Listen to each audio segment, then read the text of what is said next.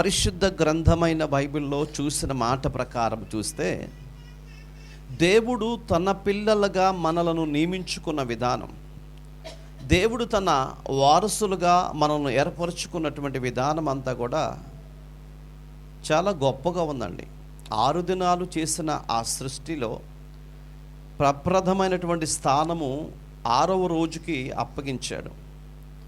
మిగిలినటువంటి వాటన్నిటిని కూడా ఆయన శ్వాస విడువగా ఇవన్నీ సృష్టింపబడినవని వీటన్నిటి గురించి రాయబడుతూ, 6వ దినం మాత్రం దేవుడే తాను మట్టిని చేసి బొమ్మను చేసి దానికి తన ప్రాణమును తన జీవమును ఊదినట్లుగా చూస్తున్నాం. సేమ్ టైం ఆయన గాఢ నిద్ర కలగచేసి మొదటి ఆపరేషన్ చేసి ఆపరేషన్లో నుంచి ఓ వ్యక్తిని బయటకు తీశాడు. తనే అవ్వ. వారిద్దరిని జతపరిచాడు. భూమిని నిండించమని వాళ్ళకి అప్పగించాడు. భూమిని వారు చేసినటువంటి పొరపాటును వల్ల, వాళ్ళు చేసిన అతిక్రమము వలన, అక్రమము వలన లోకమంతటి మీదకి పాపం వచ్చిందని, సేమ్ టైం ఒక్కని యొక్క విధేయత వలన లోకానికి రక్షణ వచ్చిందని, ఇలా దేవుడు తన ఉనికిలో నుంచి మాట్లాడుతూ వచ్చారు.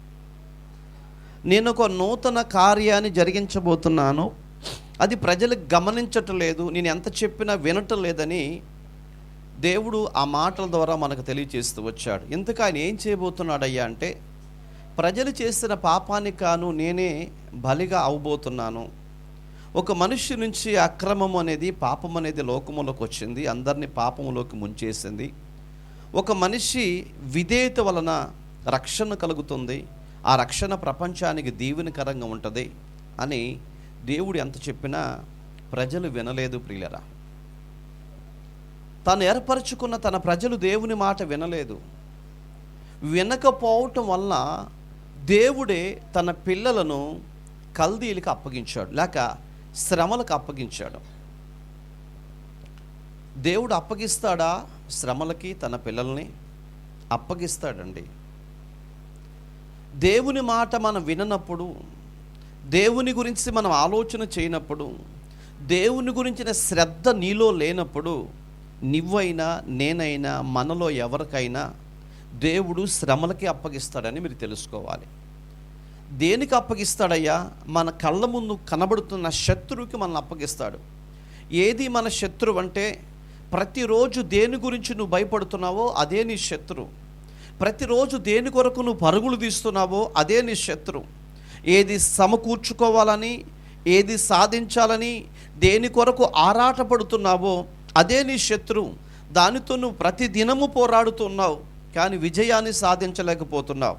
ఓ వ్యక్తి యుద్ధంలోకి వెళ్ళినప్పుడు జయించడమా ఓడిపోవటమా జరిగింది. జయిస్తే ఎదుటి వ్యక్తిని చంపుతాడు, జయించకుండా ఓడిపోతే అతని చేతిలో చస్తాడు. అది వెంటనే తేలిపోయింది. ఒక గంటలోనో అరగంటలోనో లేకపోతే ఒక 10 నిమిషాల్లోనో జరిగిపోయింది, అర్థమైపోయింది. కానీ ఈయన నీ జీవితం, నా జీవితం ప్రతిరోజు పోరాటమే. ఎప్పటి నుంచి అంటే, పిల్లలు పుట్టిన తర్వాత వాళ్ళు స్కూల్కి వెళ్ళడం ప్రారంభించిన దగ్గర నుంచి ఇక పోరాటమే వాళ్ళ జీవితం. చదువులతో పోరాడి పోరాడి పోరాడి గెలిచారో లేదో తెలియదండి. ఎట్లాగో గెలిచారో అనుకునే తలకి జాబులో పోరాటం ప్రారంభిస్తారు. జాబ్ వచ్చేదాకా పోరాడుతూ ఉంటారు. ఆ తర్వాత వివాహం అవుతుందండి. వివాహమైన తర్వాత ఇక పోరాటం ప్రారంభమైంది. అసలు పోరాటం అది ఎలాంటిదయ్యా అంటే, అది ఒక మనుష్యుడు చెప్పలేనటువంటి ఓ భయంకరమైనటువంటి శ్రమల కోపం, శ్రమలతో కూడినటువంటిది. సంతోషం కనబడదు, సమాధానం కనబడదు, నెమ్మది ఉండదండి. ప్రతిరోజు పోరాటమే. ఈ పోరాటం ఎప్పటి వరకు అంటే, ఆఖరి శ్వాస విడిచేంతవరకు మనిషి జీవితం ఒక పోరాటంతో కూడుకున్నది. ఆ పోరాటంలో కొన్ని సందర్భాల్లో ఓడిపోతూ ఉంటాడు, గెలుస్తూ ఉంటాడు, ఓడిపోతూ ఉంటాడు, గెలుస్తూ ఉంటాడు.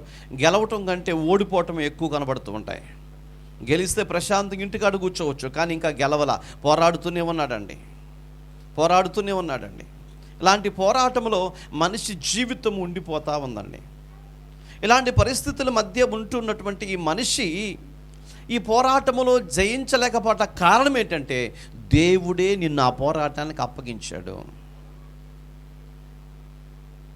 దేవుని చిత్తం లేకుండా నీ తలలో ఉన్నటువంటి ఎంట్రుక ఒకటి తెల్లగా మారాలన్నా నల్లగా మారాలన్నా ఆయన చిత్తం లేకుండా జరగదన్న సంగతి నీకు తెలుసా?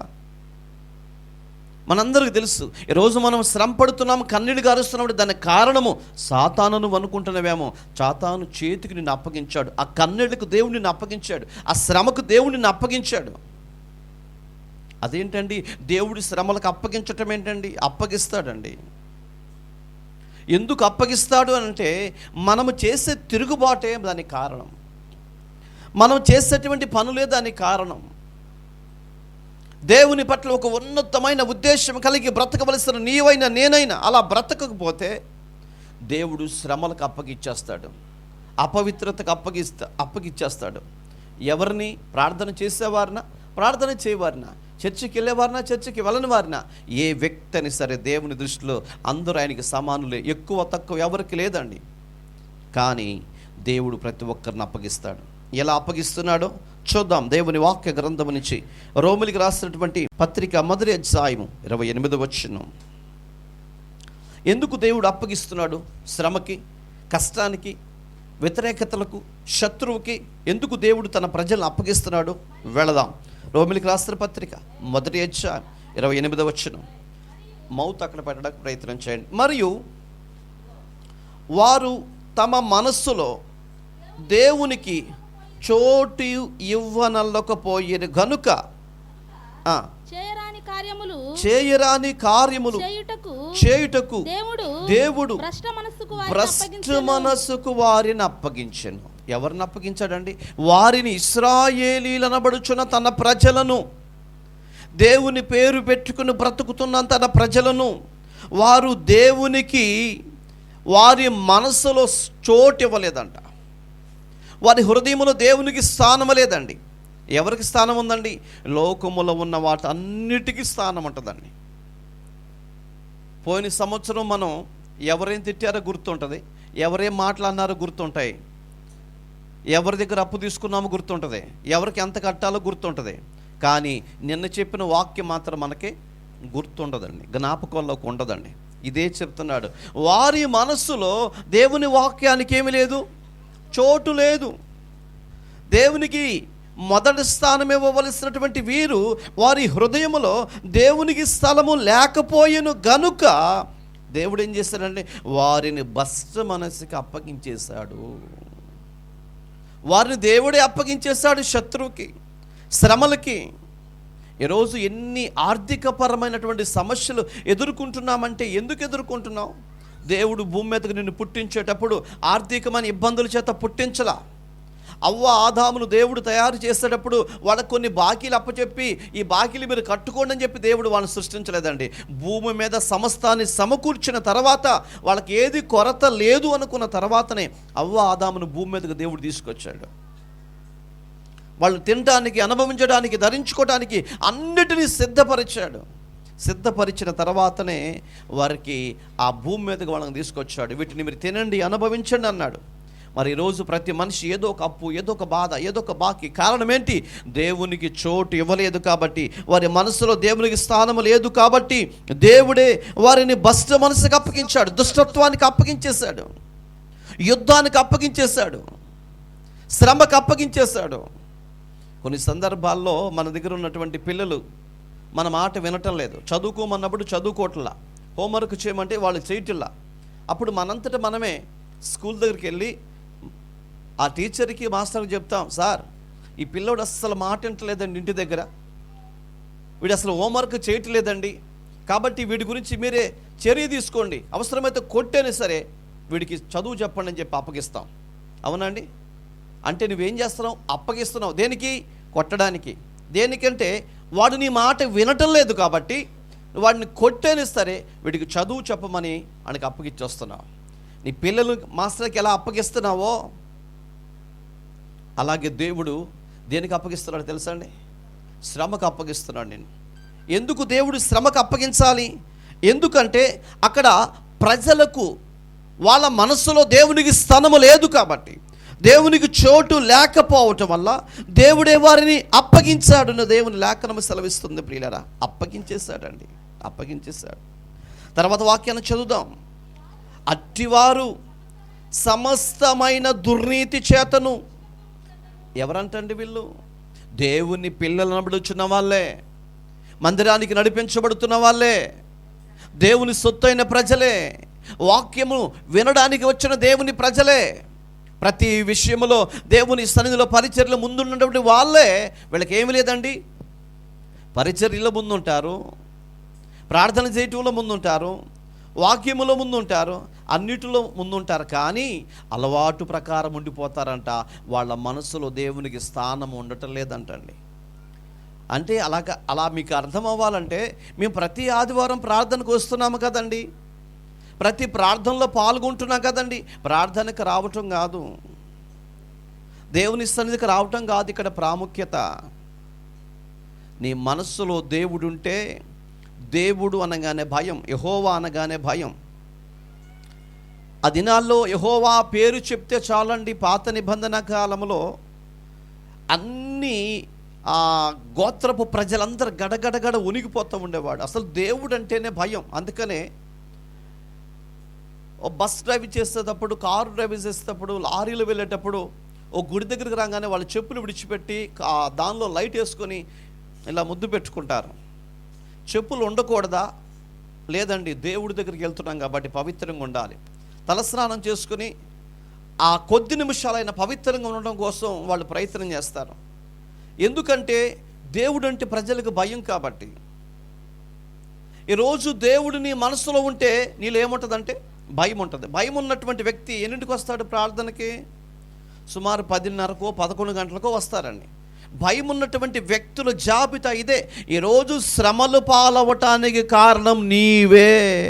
నువ్వు తీసుకున్న గుంటలో నువ్వే పడిపోతున్నావు, ఎవరిని నువ్వు నెడతలేదు. చాలామంది నీ వల్ల ఇలా అయిపోతున్నాను అని చెప్పి భార్యను తిడుతూ ఉంటారు, భర్త వెళ్ళి భార్యను, భార్య వెళ్ళి భర్తను, పిల్లల్ని తిట్టుకుంటూ ఉంటారు. ఎవరెవరు ఇలా కాదండి. ఎవరి జీవితాన్ని గురించి లెక్క దేవుడికి ఆయనకి క్రియేట్ చేసి పెట్టాడు.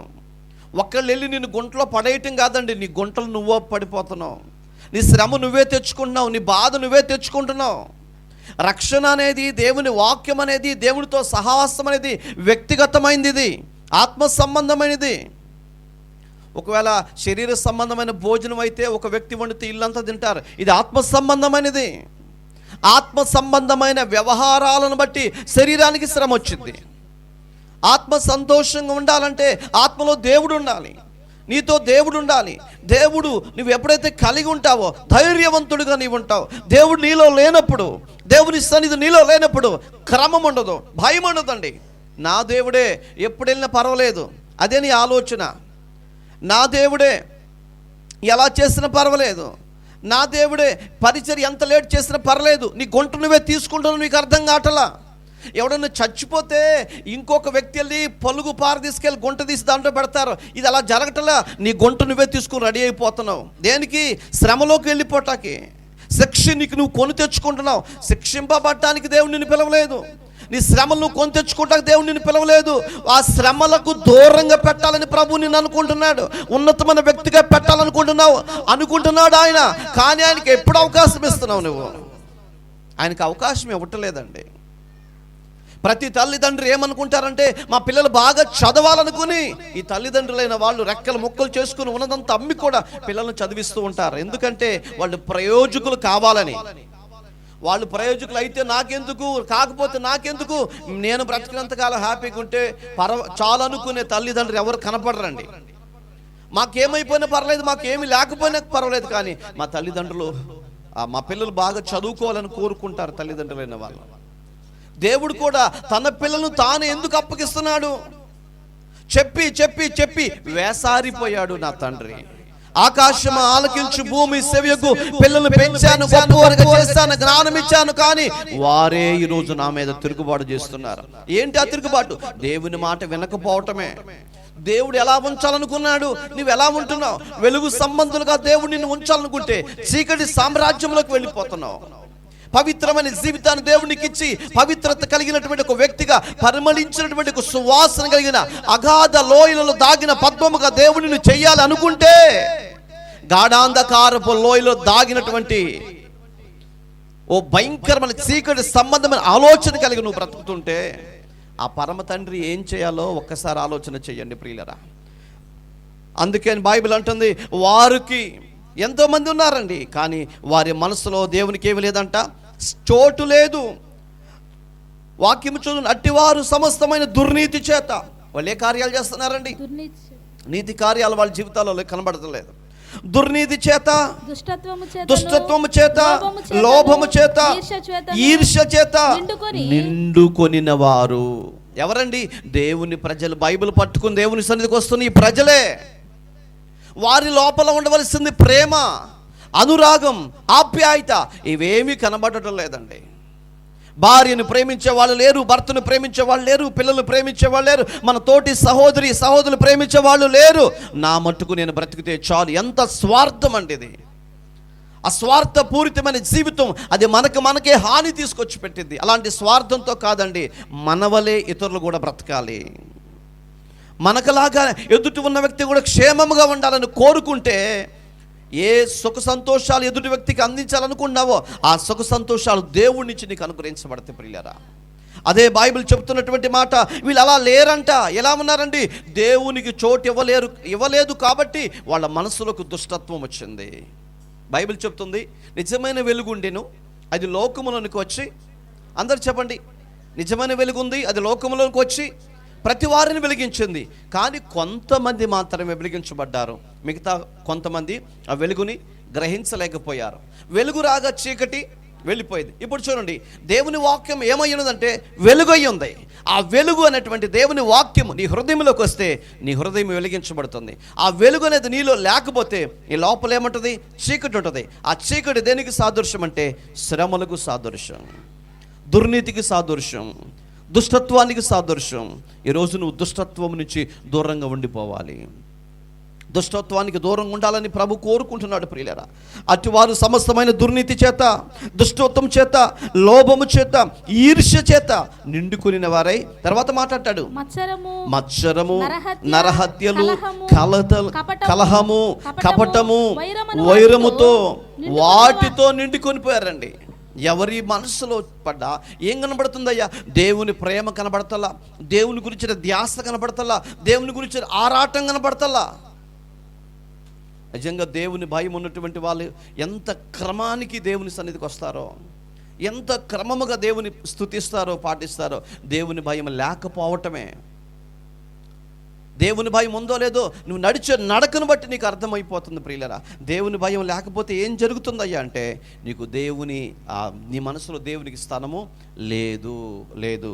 లేకపోవటం వల్ల దేవుడు దేనికి అప్పగించాడంటే సమస్త విధమైన దుర్నీతికి అప్పగించేశాడు. లోభంతో నిండిపోయావు, ఈర్ష్యతో నిండిపోయావు, మత్సరంతో నిండిపోయావు, నరహత్యలతో నిండిపోయావు, కలహంతో, కపటంతో, వైరముతో, వీటన్నిటితో నీ గుండె నిండిపోయింది. ఈర్ష్య ఉంటుంది, ఇవన్నీ నీలో ఉండిపోతాయి. యేసయ్య ఒక్కడుంటే మంచి మాత్రమే కనపడింది మనిషిలో. యేసయ్య ఒక్క లేకపోతే ప్రపంచములో ఉన్న దుష్టత్వముతో నింపబడి మొత్తం వల్ల ఉండిపోతాయండి.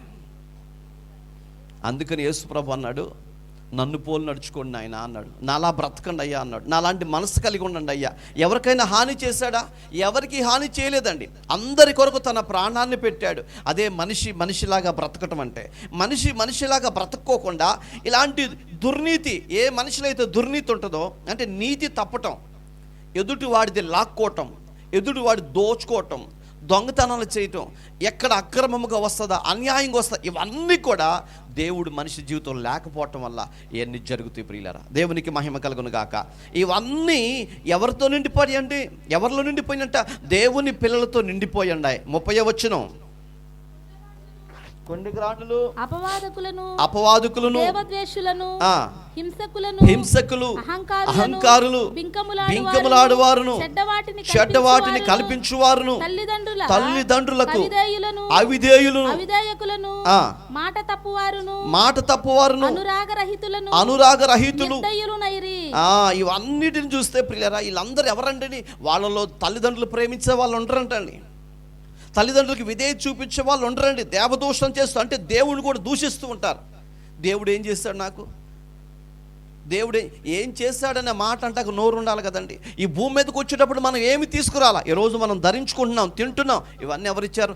దేవుడనే వాడు ఉన్నాడు కాబట్టి, ఆయన నీకు ఇచ్చాడు కాబట్టి మనం ధరించుకుంటున్నాం, తింటున్నాం. కానీ ఇప్పుడు మనమేమంటున్నాం, దేవుడు ఏం చేశాడు నాకు అంటే దైవదోషణ చేసేటువంటి వారు, తర్వాత కొండెములు చెప్పేటువంటి వారు హింసిస్తూ ఉంటారు. ఎవరు? కొంతమంది హింస, తిట్టండి మాటలతో హింసిస్తూ ఉంటారు. భార్యలను భర్తలు భార్యలండి. బయట వాళ్ళు హింసిస్తే ఊరుకోరు. కాబట్టి భార్య భర్తల మీద ఈ ప్రోగ్రాం జరుగుతూ ఉంటుంది. తిట్టండి మాటలతో హింసిస్తారు. ఆ మాటలకే ఆ గుండె పగిలిపోయినంత ఏడుపు వస్తుందండి. ఇలాంటి వ్యక్తులు కూడా ఉంటాం కాదు, మన పక్కనే ఉంటారు. ఒకసారి చూసుకోండి, మన పక్కనే ఉంటారు. ఇలాంటి వ్యక్తులు ఎవరయ్యా? దేవుడు వారిలో లేరు కాబట్టి ప్రేమ కనపడదు. వారి మనసులో దేవుడు ఉన్నట్లయితే ఇవేమి ఉండవండి ఇలాంటి వారు. తర్వాత మాట చూస్తే, మాట తప్పేటువంటి వారు, ఒక మాట మీద వాళ్ళు నిలబడరు.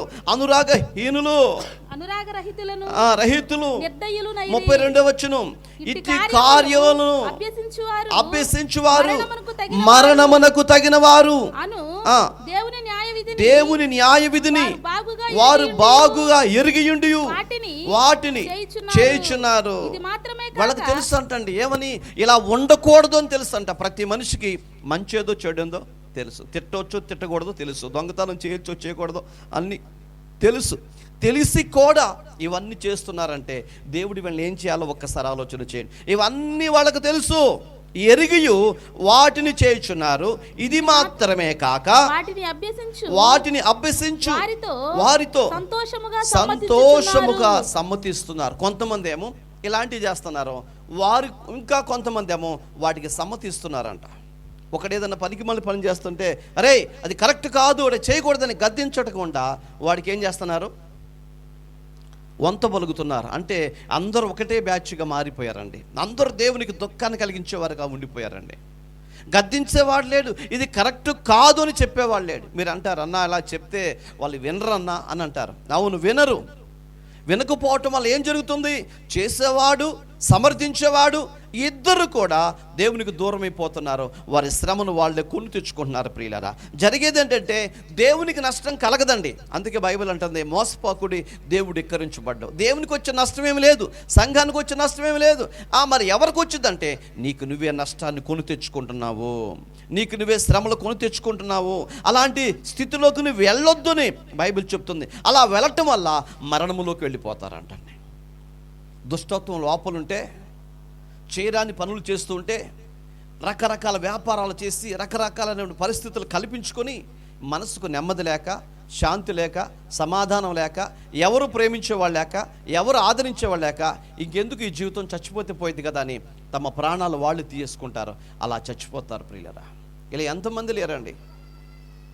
పరిశుద్ధ గ్రంథంలో వ్యక్తి మనం ఎప్పుడు చదువుకుంటూ ఉంటాం. తండ్రికి 2 కుమారులు ఉంటే ఆ చిన్న కుమారుడు ఆస్తి పంచుకొని వెళ్ళిపోయి ఏం చేస్తాడంటే దుర్వ్యాపారాలు చేశాడు, దుష్టత్వంతో నింపబడ్డాడు, కోపంతో నింపబడ్డాడు, అసూయతో నింపబడ్డాడు. చేయరాని పనులను చేసి ఆకలి మంటకు తట్టుకోలేక తండ్రి దగ్గరికి తిరిగి వచ్చాడు. లేకపోతే యాక్చువల్గా అతను చచ్చిపోవాలి. తండ్రి దగ్గరికి తిరిగి వచ్చాడు. ఆ తండ్రి కాబట్టి ప్రేమించి దగ్గరకు తీసుకున్నాడు. ఇప్పుడున్న తండ్రులు అయితే, నీ ఆస్తి పంచుకెళ్ళిపోయావు కాబట్టి నువ్వు ఇంటి సందుకి రావటానికి వీల్లేదంటారు. ఒకవేళ వచ్చిన పెద్దోడు అసలు ఒప్పుకోడండి. ఇక్కడ జరిగినటువంటి సంగతి ఏమిటంటే, ఇలా చేసి మరణానికి దగ్గర అయిపోతున్నారని దేవుని బాధ అండి. అసలు దేవుడి గుండెల్లో ఉన్న ఒక ముఖ్యమైన బాధ ఏంటంటే, నా పిల్లలు అన్నప్పుడు వచ్చిన వాళ్ళకి వీళ్ళన్నిటికీ అన్ని చేశాను, వాళ్ళన్నిటిని అనుభవిస్తూ నాకు దూరం అయిపోయి వాళ్ళ శ్రమ వాళ్ళు కొనుక్కొచ్చుకొని వాళ్ళు మరణంకి వెళ్ళిపోతున్నారు. అది దేవుడు చూడలేకపోతున్నాడు, దేవుడు తట్టుకోలేకపోతున్నాడండి. అలా వెళ్ళిపోతున్నారు అని చెప్తున్నాడండి. తర్వాత చదువుదామా. మరణమునకు తగిన వారు 32వ వచనం, ఇట్టి కార్యములు అభ్యసించువారు మరణమునకు తగిన వారు అను దేవుని న్యాయ విధిని వారు బాగుగా ఎరిగియుండి వాటిని చేయుచున్నారు. ఇది మాత్రమే కాక వాటిని అభ్యసించుచు వారితో సంతోషముగా సమ్మతిస్తున్నారు. అంటే కలిసిపోతున్నారు. అది ఏది చెప్తుంటే ఆ పాపం వైపుకే మొగ్గు చూపిస్తున్నారు, అన్యాయం వైపుకే మొగ్గు చూపిస్తున్నారు. కీర్తన గ్రంథం 99వ కీర్తన 3వ వచనం, 99వ కీర్తన 3వ వాక్యంలోకి వెళదాం. భయంకరమైన నీ గొప్ప నామమును వారు స్తుతించెదరు, యెహోవా పరిశుద్ధుడు. దేవునికి మహిమ కలుగును గాక. అంటే వీళ్ళ మనసంతా కూడా దేవుని యొక్క సన్నిధి చేత నింపబడవలసిన వీళ్ళు దుష్టత్వంతో నింపబడ్డారు. కానీ ఆయన ఎలాంటి వాడు అంటే పరిశుద్ధుడు. దేవుడు పరిశుద్ధుడయ్యుండి ఆయన పిల్లలమైన మనం ఎలా ఉండాలంటే మనం కూడా పరిశుద్ధులమై ఉండాలి. ఆయన పరిశుద్ధుడు కాబట్టి ఆయనతో సహవాసం చేయాలంటే మనం కూడా పరిశుద్ధులమై ఉండాలి. ఇద్దరు వ్యక్తులు సహవాసం చేస్తున్నారంటే వాళ్ళిద్దరు మంచోళ్ళైనా అయి ఉండాలి, వాళ్ళిద్దరు సన్నాసులైన అయి ఉండాలి. ఒక మంచోడు సన్నాసుడు కలిసి సహవాసం చేస్తారా? ఒకవేళ చేశారనుకోండి, 6 నెలల తర్వాత ఏమైంది? 6 నెలల తర్వాత ఏమైంది? ఆడు ఈడు ఈడు ఆడు అంటారు కదండి. అంటే మంచోడు సన్నాసుడు అవుతాడా? సన్నాసుడే మంచోడు అవుతాడా? మంచోడే సన్నాసుడు అయిపోతాడు. అంటే ఆ పనికి మనతనానికి అంత గొప్ప విజయం ఉందన్నమాట. దేవునికి స్తోత్రం. ఇక్కడ బైబిల్ చెప్తున్నటువంటి మాట, ఆయన పరిశుద్ధుడు. ఆయనతో పాటు సహవాసం ఈ పందిపు రంగంలో గత కొన్ని సంవత్సరాల మట్టి, దరిదాపు 30 సంవత్సరాల మట్టి, 20 సంవత్సరాల మట్టి, 10 సంవత్సరాల బట్టి, 1 ఇయర్ నుంచి ఈ సహవాస యాత్రలో ఈ పరిశుద్ధుని యేసయ్యతో సహవాసం చేసేవాళ్ళు మీరందరూ. మీరు 6 నెలల్లో ఏమైపోవాలి? యేసయ్యలాగా మారాలి. యేసయ్య మీలాగా మారటం అంటే అది జరిగే పని కాదు. యేసయ్యలాగా మారాలి. దానికోసమే మనం ఇలాగా పరితపించిపోతున్నాం. ఆయన పరిశుద్ధుడు. ఆయన పరిశుద్ధ 9వ వచనం చదవండి. కీర్తన గ్రంథము మన దేవుడైన యెహోవా పరిశుద్ధుడు. మన దేవుడు యెహోవాను ఘనపరచుడి. ఆయన పరిశుద్ధ పర్వతము ఎదుట సాగిలపడాలి. మనం దుష్టత్వాన్ని విడిచిపెట్టాలి, పాపాన్ని విడిచిపెట్టాలి, కోపాన్ని విడిచిపెట్టాలి, ద్వేషాన్ని విడిచిపెట్టాలి. సమస్తమును దేవునికి వ్యతిరేకమైన ప్రతి దాన్ని కూడా విడిచిపెట్టి ఎక్కడికి రావాలంటండి? దేవుని యొద్దకు వచ్చి ఆయన పరిశుద్ధుడు కాబట్టి ఆయనని స్తుతించాలి, ఆయన గణపరచాలని బైబిల్ స్పష్టంగా చెప్తుంది. ప్రియులారా, హబక్కూకు గ్రంథంలో మొదటి అధ్యాయము 12వ వచనంలోకి వెళ్ళిపోదాం. హబక్కూకు గ్రంథం మొదటి అధ్యాయము 12వ వచనంలోకి వెళ్దాం. యెహోవా నా దేవా, నా పరిశుద్ధ దేవా, ఆది నుండి నీవు ఉన్నవాడువు కాదా? హబక్కూకు గారు అంటున్నాడండి, దేవా, ఓ నా దేవా, పరిశుద్ధుడు అయిన దేవా, ఆది నుండి నీవు ఉన్నవాడు కాదా? తర్వాత, మేము మరణము నొందము, యెహోవా తీర్పు తీర్చుటకు నీవు వారిని నియమించి ఉన్నావు. ఆశ్రయదుర్గమా, మమ్మను దండించుటకు వారిని పుట్టించితివి. దేవునికి మహిమ కలుగునుగాక.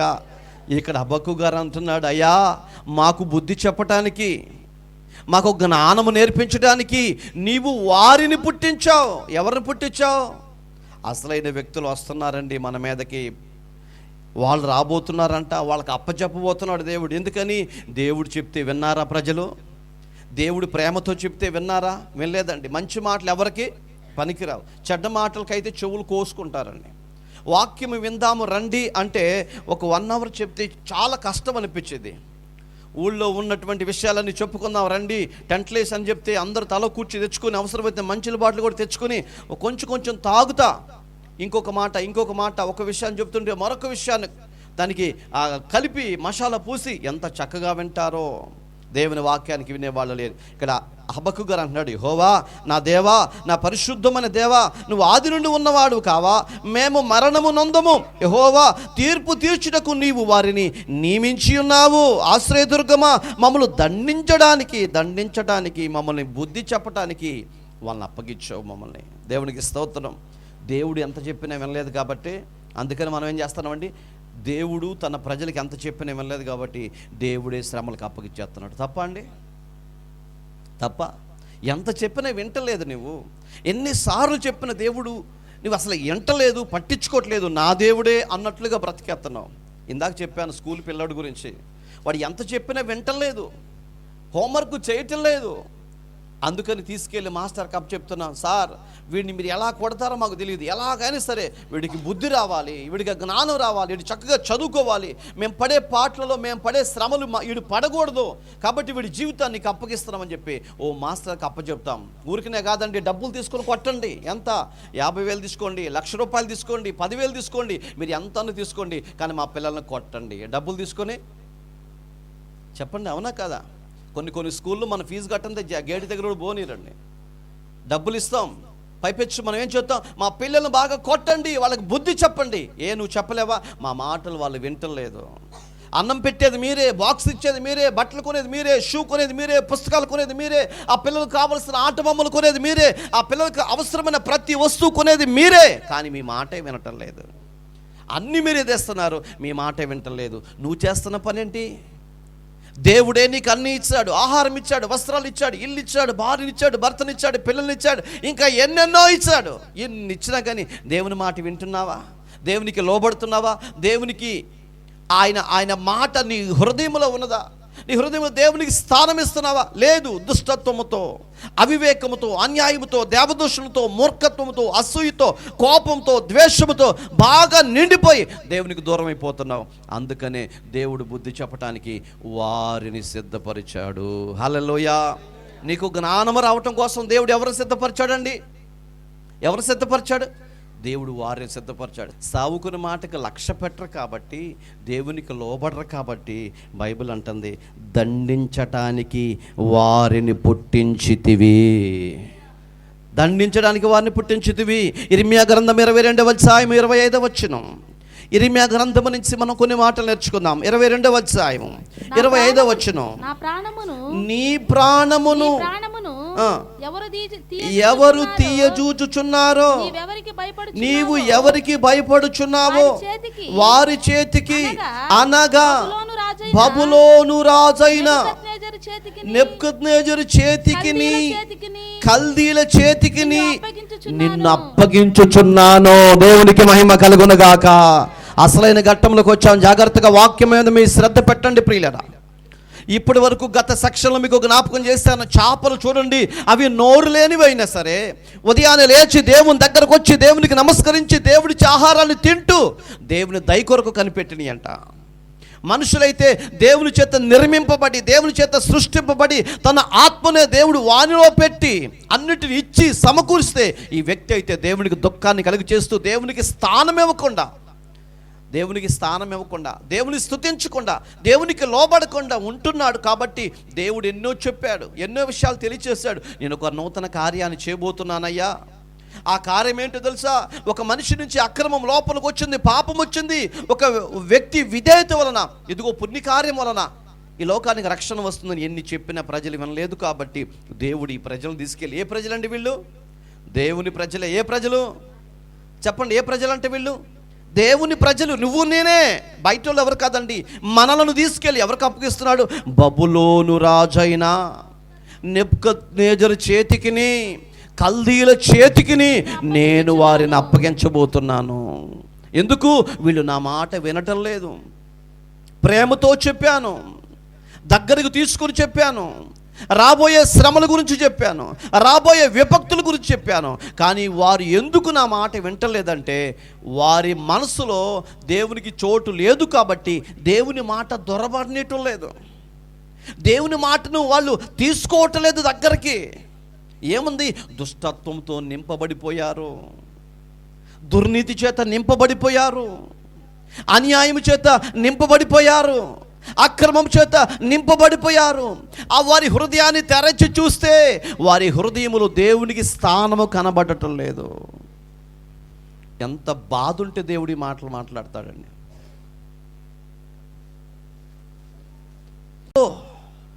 పిల్లల గురించి, భార్య గురించి, భర్త గురించి మనం కోపం వచ్చి మాట్లాడుతూ ఉంటాం. ఎంత కోపం వస్తే ఇలా మాట్లాడేస్తాం. అది ఎంత భరించలేనిదైతే అలా మాట్లాడేస్తాం ప్రియులారా. దేవుడు తాను ఏర్పరచుకున్న తన ప్రజలను తీసుకెళ్ళి, దేవుని ప్రజలను తీసుకెళ్ళి కల్దీల చేతికి, శత్రు చేతికి అప్పగిస్తాడంటే, నీవు నేను దేవునికి ఎంత బాధ కలగ చేస్తే దేవుడు అప్పగిస్తాడో ఒక్కసారి ఆలోచించండి ప్రియులారా.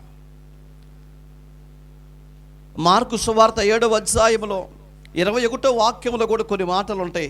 ఆ మాటలు కూడా చదివితే, మనిషి లోపల ఏమి దాగుంది, మనిషి హృదయంలో దేవుడు ఏం పెట్టాడు ఒకసారి మనం చూడగలిగితే, లోపల నుంచి, అనగా మనుషుల హృదయములో నుంచి దురాలోచనలు, జారత్వమును, ఒక వాక్యం వింటున్నటువంటి వారులారా, ప్రారంభంలో దేవుడు పెట్టాడా? అవ్వ ఆదాములో దేవుడు ఇవన్నీ పెట్టాడా? ఇవేమీ పెట్టలేదండి. వాళ్ళకి తెలిసింది ఏంటో తెలుసా? ప్రతి సంధ్యా వేళ, సాయంత్రం వేళ ఆ సైన్యములకు అధిపతి యెహోవా అలాగా తోటలోకి వస్తే వాళ్ళందరూ కలిసి, ఎవరందరూ? అవ్వ, ఆదాము, యెహోవా, వీళ్ళు ముగ్గురు కలిసి మాట్లాడుకుంటూ తోటంతా తిరిగేవాళ్ళంట. ఇది తప్ప మరొకటి వాళ్ళకి ఏమి తెలియదండి. ఆ పరిశుద్ధుడైన దేవునితో కలిసి తోటంతా తిరిగేవాళ్ళు. ఆధిపత్యం ఇచ్చాడు. ఆదామా, వీటన్నిటికీ ఏ పేర్లు పెడతావో పేర్లు పెట్టేసుకో, నీ ఇష్టం అని చెప్పి ఇచ్చేస్తాడండి. అప్పట్లో దేవునికి వ్యతిరేకమైన కార్యాలు కానీ, దేవుని దూషించే కార్యాలు కానీ ఇలాంటివి ఏమీ వాళ్ళ హృదయంలో లేవండి. ఈరోజు దేవుని పిల్లలైన వారి జీవితాల్లో ఏమున్నాయి అంటే మనుషుల హృదయములో నుండి, మనుషుల హృదయాల్లో నుంచి వస్తున్నాయంటండి. మనుషుల హృదయములు ఏమి దాగి ఉన్నాయి? దురాలోచనలు, జారత్వములను. ఒక్కసారి వాక్యం వింటున్నటువంటి వారు జాగ్రత్తగా మనసు పెట్టండి. మనిషి ఆలోచన ఎలాంటిదంటండి? దురాలోచన, సరైన ఆలోచన కాదండి.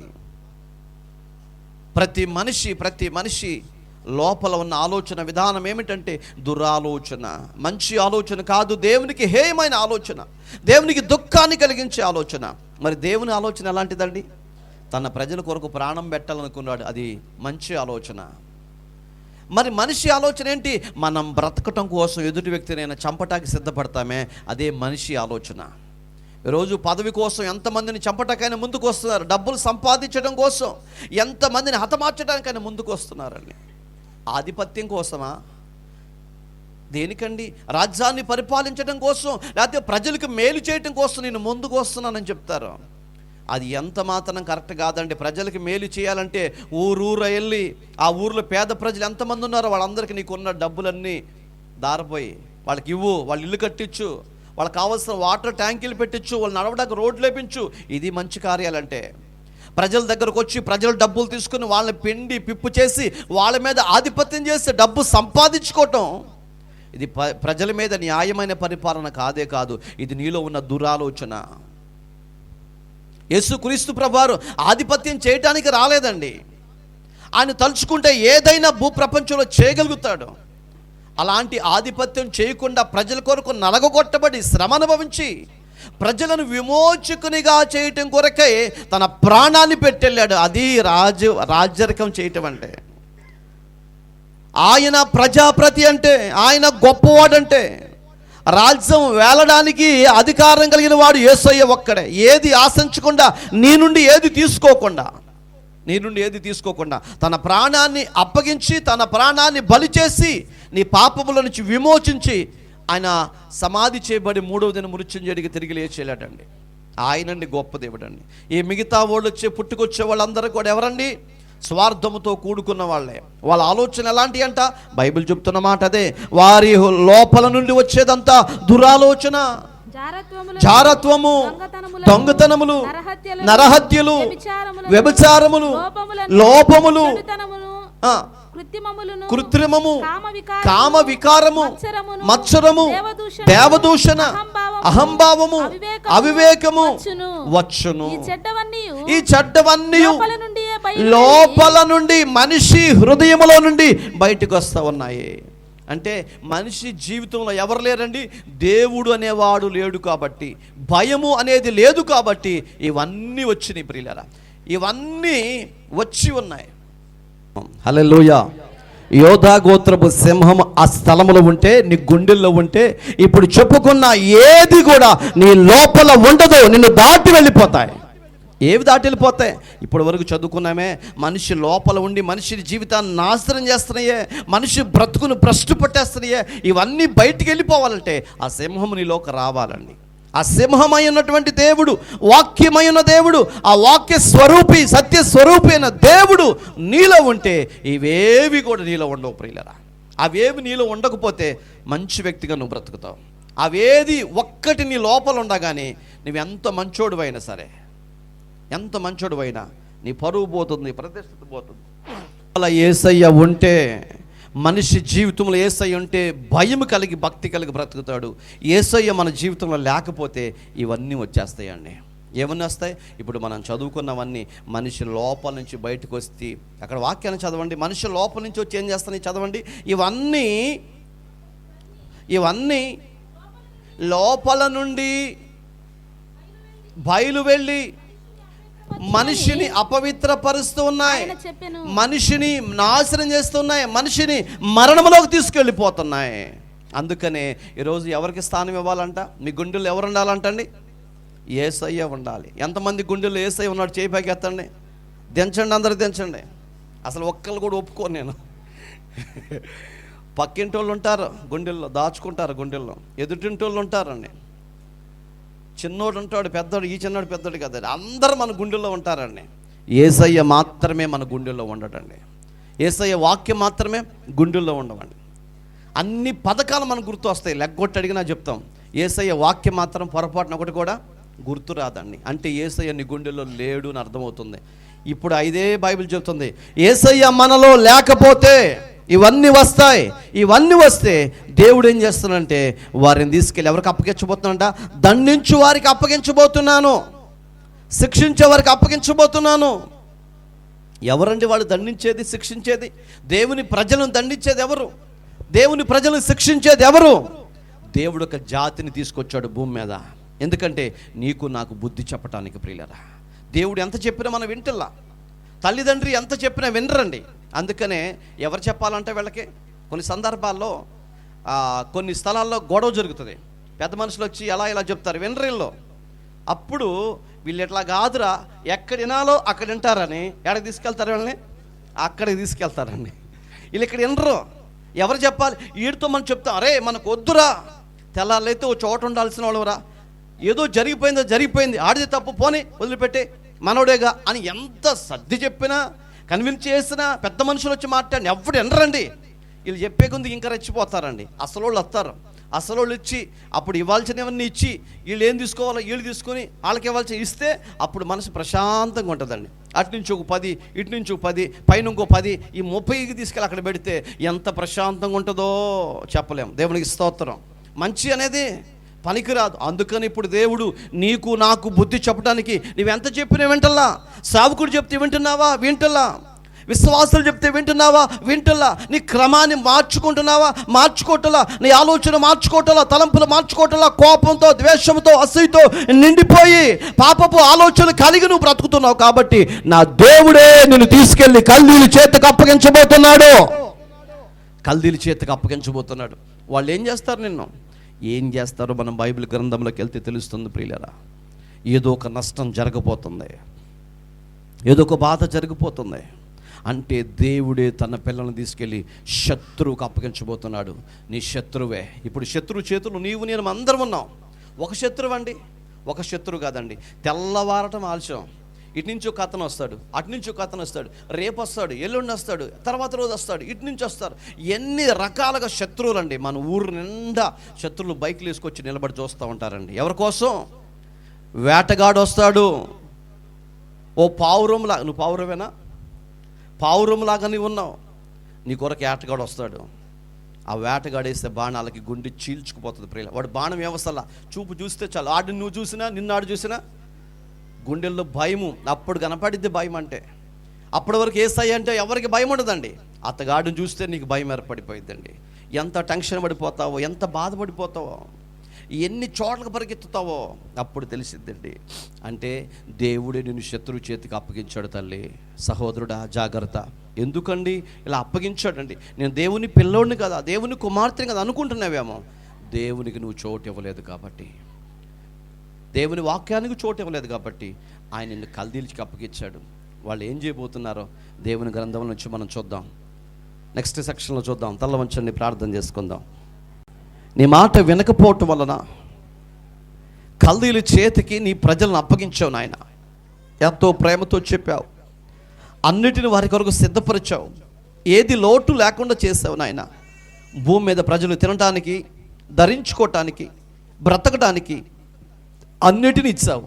కానీ నీ ప్రజలే నీ మాట వినకుండా, నీకు లోబడకుండా, నీ చిత్తాన్ని వెదకకుండా, కోపంతో, ద్వేషంతో, అనురాగాన్ని మర్చిపోయి, ఆప్యాయతను మర్చిపోయి, నీకు దుఃఖాన్ని కలుగ చేస్తూ, ఈ లోకంలో బ్రతుకుతున్నామని వాక్యం సెలవిస్తుంది నాయన. అలా బ్రతుకుతున్నటువంటి నీ ప్రజలను తీసుకుని వెళ్ళి మీరే కల్దీల చేతికి అప్పగించారని బైబిల్ చూస్తున్నాం. అయ్యా, ఇకనైనా మా జీవితాన్ని మార్చుకొని, మా తలంపు మార్చుకొని, మా ఆలోచన మార్చుకొని నీ బిడ్డలుగా బ్రతికే భాగ్యము నీ పిల్లలు మాకు దయచేయమని ఎన్న వాక్యాన్ని మా హృదయాల్లో జ్ఞాపకం చేసుకుంటూ క్రమము తప్పకుండా నిత్యము నీ పాదాల దగ్గరకు వచ్చి స్తుతించే బిడ్డలుగా మమ్మల్ని అభిషేకించి దీవించి కృప చూపించే సహాయం ఇచ్చేయమని యేసయ్య నామములో ప్రార్థన చేసి వేడుకుంటున్నాము తండ్రి. ఆమేన్.